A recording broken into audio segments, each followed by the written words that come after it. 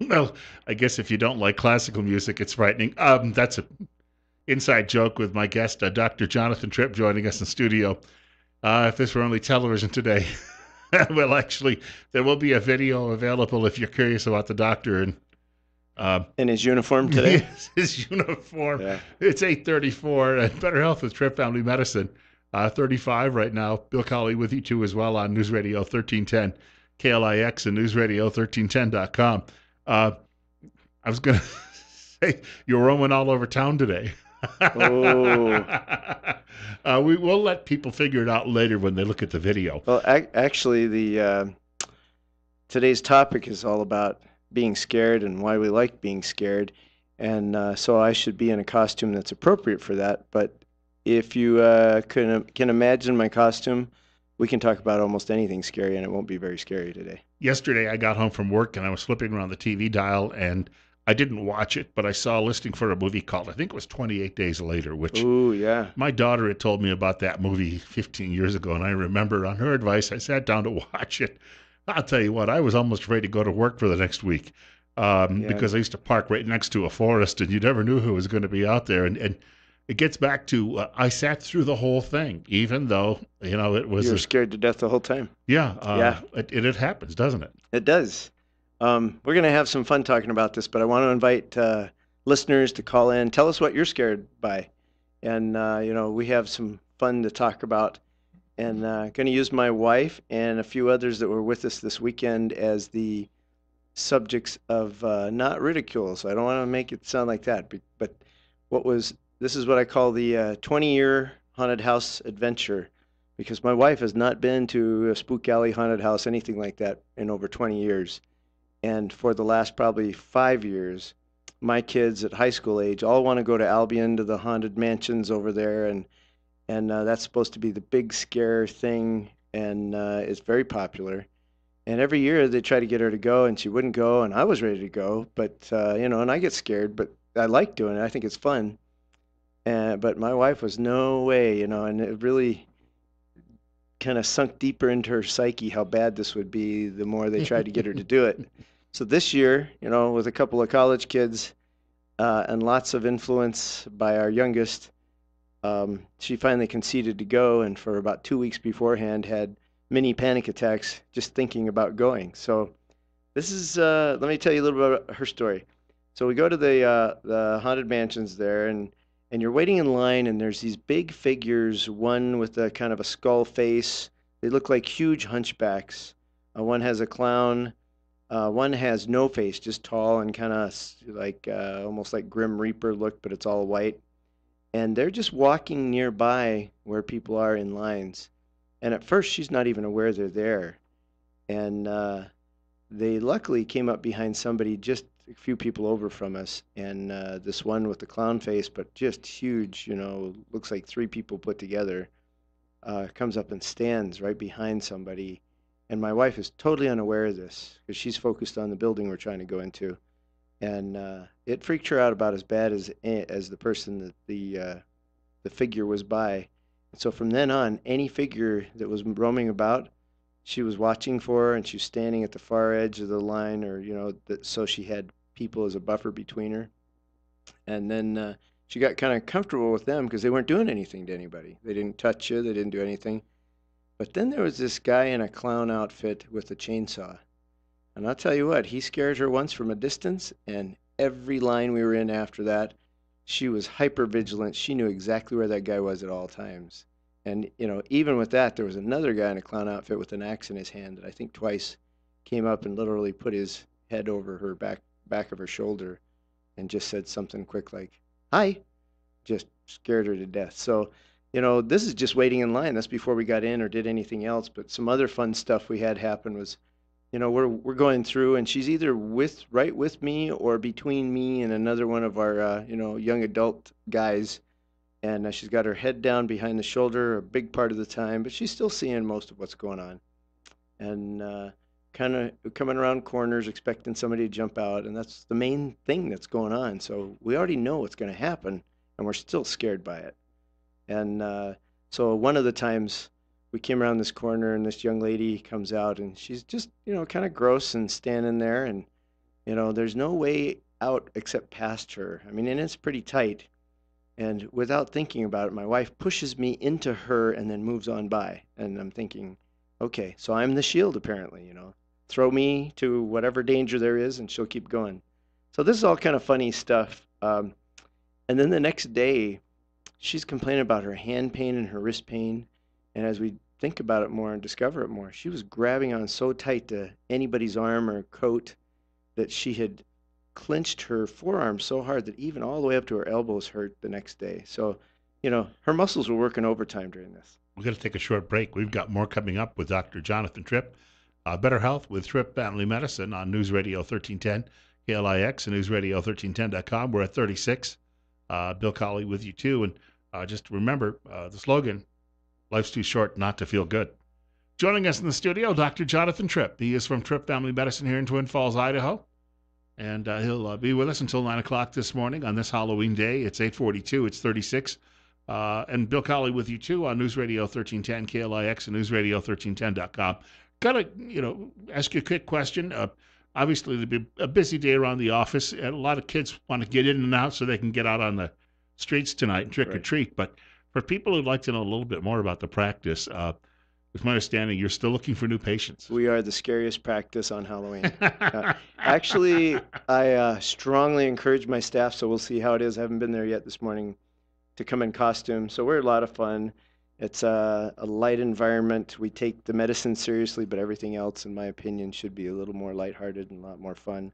So it's not your typical doctor's office that is cold, sterile, all business. We do plenty of business, but it's we try to at least be a little bit light about what's going on in spite of some pain, suffering, and illness. So our office, you can reach us by phone at 208-933-4400. That's 208-933-4400. And you can check us out on the web at trippfamilymedicine.com. A lot of good information there, prior podcasts, lots of information about what we do even with cosmetics. And we should talk about scary spider veins, but I'll continue. You can also reach us on Tripp Family Medicine at Facebook at Tripp Family Medicine.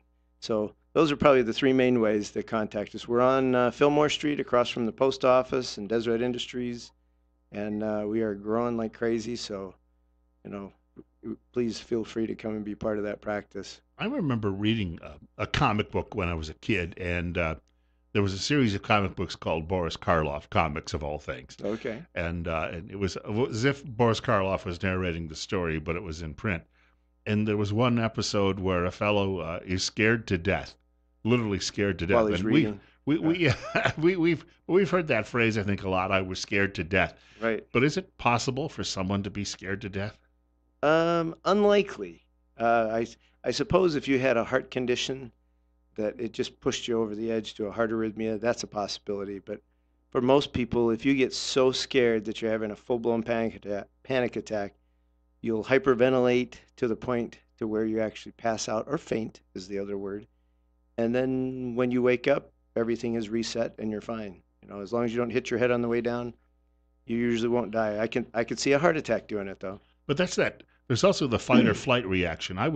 Some friends of mine owned a camp out in the woods, a few miles out of town when I was a young man, and they said, "Oh, we're having a big picnic and party there.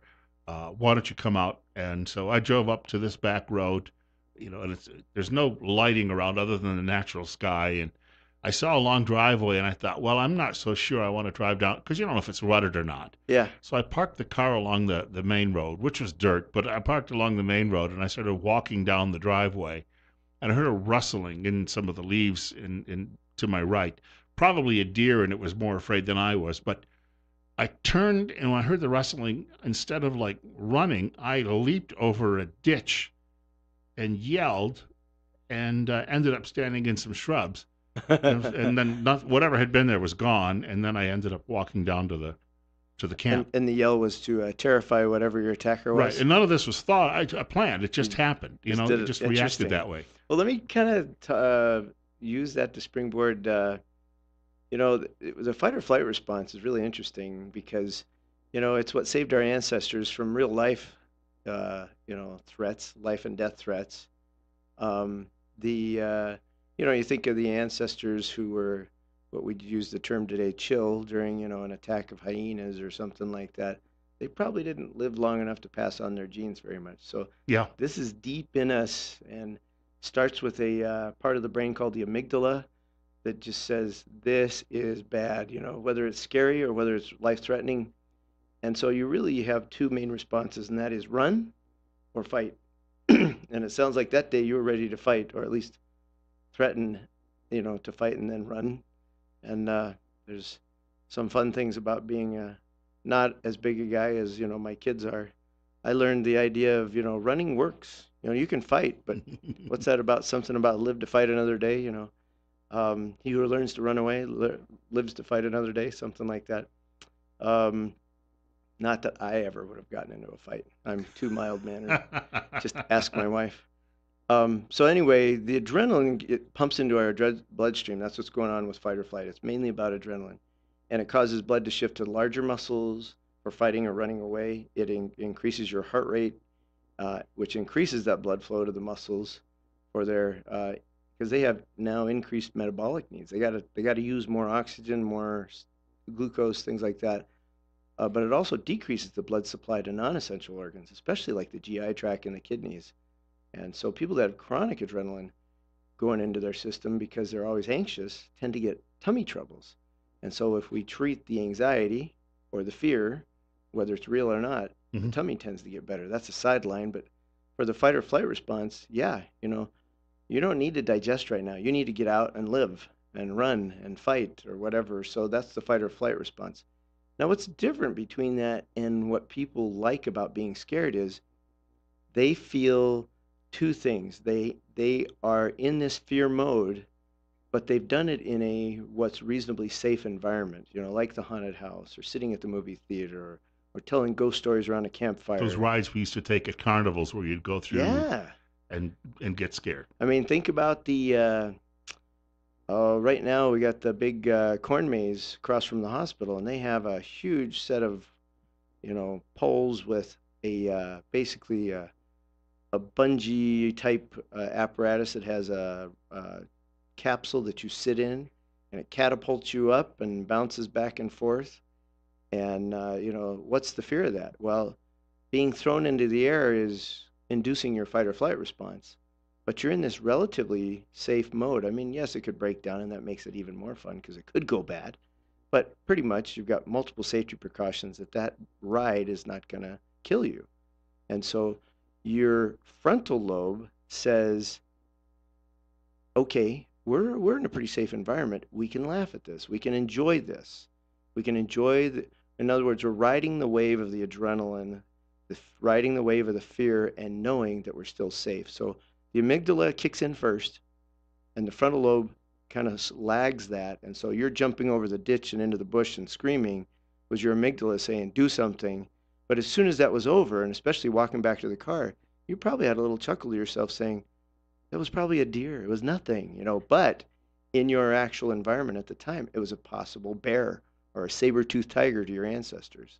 So this is kind of the fun. So you have adrenaline, and then after this fear happens, there is a neurotransmitter called dopamine, and it is part of the reward center of the brain. So when we feel good and really like something, dopamine is a big part of that, and so it reinforces that activity or that feeling, and we want to reproduce it because your brain is saying that you pay attention to this, and that's part of the reward center. And probably part of the pay attention is you're under threat. You need to pay attention to that. But the other side of it is now you feel good and you've been reinforced with that. So, threats in a safe environment, that's what a lot of thrill seekers go for. And it doesn't mean that they are, Like our guys who psychopaths. jump off the bridge with a parachute. Yeah.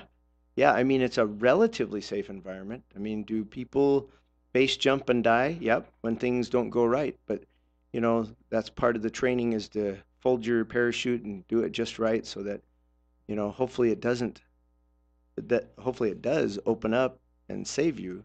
But yeah, I mean, standing on the edge of our Perrine Bridge and jumping off a perfectly good bridge, there's a lot of us that say, why would you ever do that? But others of us say, that's scary and sounds kind of cool. But here's the thing, I might have done that 30 years ago. Right. But 30 years later, I don't have any interest in doing it, and it's just because there were things I did when I was a teenager or 25, and I wanted to do them. I sought that thrill, but I don't have the desire to do it any longer. I get that because I'm less likely, but maybe I'm going through that middle age crisis where I kind of think those things are cool again. And but there is definitely personality traits that reading some of the psychology behind being scared that I did in preparation for today, they say, we definitely have different temperaments, personalities naturally, but life events, good and bad experiences will change us, will make us more cautious, more, standoffish. And in some cases, like we were talking about that dopamine response, some people will get a little dose of this and say, "Ooh, I want to do more of that." So it does go both ways, but that is, I'd say, one of the true things in life is that as you get more life experience, you tend to be more cautious, and especially as we age and we have trouble with falls or functioning or healing takes longer, we get a whole lot more cautious about, am I just going to throw my body on the ground like I did at 17? I'm referring to my son who did this about a week ago and is suffering the consequences. So he's learning. He'll be a little more cautious. I'm not sure much, but at least, I think that's true that that's part of our growth and learning and aging process. We've got a caller with us, and don't know if you can get the headset over the costume, Oh, but sure. I'll give I it. want to point out too, telephone number 208-736-0300, and we're at 8:53. Caller, you're on the air with Dr. Jonathan Tripp. This is Aaron Swisher. I think I'm your next interview, actually. Oh, okay. Well, what we'll do, Aaron, is we'll have you call back in about 10 minutes. Well, you can tell us what you're scared about. That's okay. Media, I think. Anyway, we want to thank Aaron. All right. Aaron's going to be up with us in just a few minutes. We wanted to, the people, if you're a politician, you're afraid of next Tuesday. There But you go. That's a fear you got to get over. It's a thrill ride. Yes, enjoy very it. much. Yeah. And so you talk a little bit about hormones you referenced in all of this. Yeah, well, the two hormones, it's funny, people don't think of them as hormones, but adrenaline and dopamine, they're also neurotransmitters. In other words, they connect nerve cell to nerve cell to communicate a message very rapidly. And not only do we produce it, but then there's a system called a reuptake system. So it's not just how much you produce, but how much you leave out between the two cells, and how many times those cells fire determines what your response is. And so my guess is you had a whole bunch of adrenaline in between nerve cells when you made that jump over the ditch into the bush, not even thinking you were going to land in the bush. You probably jumped farther than you planned. And that's kind of the fun of the fight or flight response is you actually are stronger and faster. Your Spider-Man reflexes kick in better when you're loaded with adrenaline. You mentioned something here about telling scary stories, because when we were kids and we used to be camping out, that was ghost stories. Some people were better than others, and I mean they could really leave you. It'd be difficult to go to bed afterward. Yes, yeah, no, I have a great recollection of that. In fact, just talking about it brings a couple to mind that did kind of haunt me as I'd try to go to bed or later on. This is again without physically experiencing anything like we did at the haunted house, just your imagination being used with verbal, in other words, you're getting a story told, and some people are better at telling stories than others, and why are they better? Well, they're provoking your imagination to really get into the story, really become part of the story. And that's what makes it fun and scary, because it's a story, but at the same time, it's played enough in your imagination, your brain, that your brain sometimes can't really distinguish, at least we were talking about the amygdala, the interiormost part of your brain, kind of the older brain, if you will, doesn't really distinguish between reality and non-reality. And so part of that story is still a threat, according to part of your lower brain. Whereas your frontal lobe says, oh, this is just a story around the campfire. This is all good fun. No big deal. You should be able to blow this off. But I'll give you one example for me is, as a kid, I loved the idea of vampires and was terrified of them. And, even as an 11 or 12 or 13-year-old, I'd have to go out and take out the garbage, and we didn't live on a street that had street lights or anything. And walking around the edge of the house, it wasn't. I couldn't run back fast enough, and of course I got to the point where I thought this is dumb. I shouldn't even be worried about this, and so I'd still walk back. But the whole time there's something deep down saying there might be a vampire here, and that's ludicrous to an adult brain, but not to my brain at 10, 11, and 12. Oh, he would have told you, no fangs, I just ate next door. Exactly. Oh, this humor is dropping. How much longer do we have? No. We've got about a minute and a half. Well, let me tell people you can come by our office and see the costumes, and probably we've got little bits of candy or something. If you just want to have some fun, come by and see what our office is like. And we love having kids. We got to have again another newborn in the office yesterday, 4 days old, cutest little fart. Oh, did I say that out loud? Anyway, she's a sweetie. Breaking wind doesn't fit when you're talking to kids. No, she's just a teeny little kiddo, and she's fun. So feel free to come by, check out our costumes. We're at 1411 Fillmore, which is across from the post office on the north side of town. Phone number 208-933-4400. And you can reach us on the web at trippfamilymedicine.com or Facebook at Tripp Family Medicine. And, happy Halloween, and have a little fun being scared, but hopefully it won't keep you up at night. Got a few seconds to go. Yours are probably old enough now where you don't go out and walk with them at night on Halloween. No, we actually have to corral them and make sure they're not getting in trouble. But tonight, so now that you can look at the thing, we've dressed up as a family of gnomes, garden gnomes. So we're going to go and park ourselves on different people's lawns and just stand until we get noticed. And so if you're somebody we know or live nearby us, don't shoot. Not on Halloween. I want to thank you, Dr. Jonathan Tripp, joining us on Better Health from Tripp Family Medicine. We're at 34 and coming up on 9 o'clock news on Magic Valley this morning. And thanks to Morgan for helping make all the gnome outfits. Yeah, well done. Very well done.